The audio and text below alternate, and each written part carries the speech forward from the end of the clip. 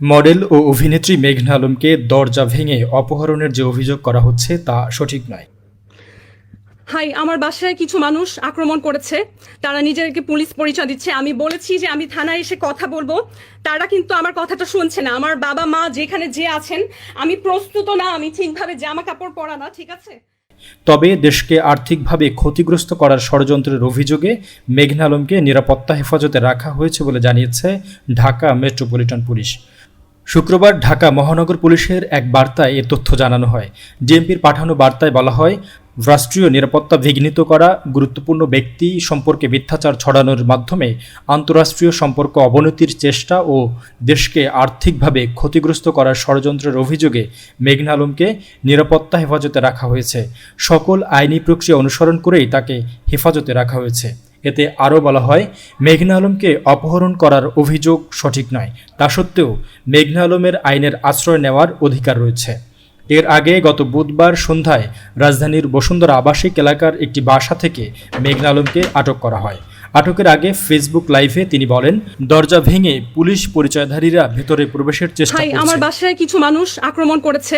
তারা নিজেদেরকে পুলিশ পরিচয় দিচ্ছে। আমি বলেছি যে আমি থানায় এসে কথা বলবো, তারা কিন্তু আমার কথাটা শুনছে না। আমার বাবা মা যেখানে যে আছেন, আমি প্রস্তুত না, আমি ঠিকভাবে জামা কাপড় পরা না, ঠিক আছে। এর পরপরই লাইভটি বন্ধ হয়ে যায়। 12 মিনিটের বেশি সময় ধরে চলা লাইভটি এরপর ডিলেটও হয়ে যায়। এদিকে আটকের পরদিন বৃহস্পতিবার রাতে মডেল মেঘনাকে আদালতে হাজির করে গোয়েন্দা পুলিশ। পরে বিশেষ ক্ষমতা আইনে তাকে 30 দিনের আটক আদেশ দিয়ে কারাগারে পাঠায় আদালত।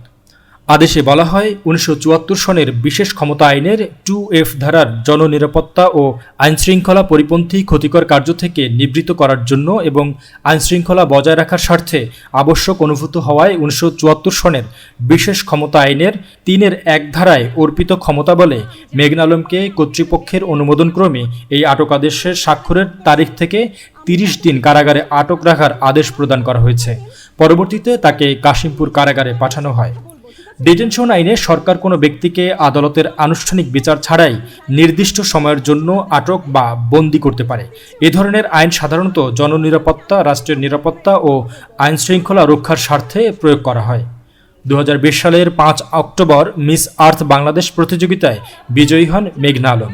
পরিবেশকে রক্ষা করতে ফেলে দেওয়া প্লাস্টিক দিয়ে নতুন পণ্য বানিয়ে এবং তা বিক্রয়ের মাধ্যমে উদ্যোক্তা তৈরি করে নারীদের স্বাবলম্বী করার প্রচেষ্টায় এই প্রতিযোগিতার আয়োজন করা হয়। বেলাল হোসেন রবি, HR নিউজ।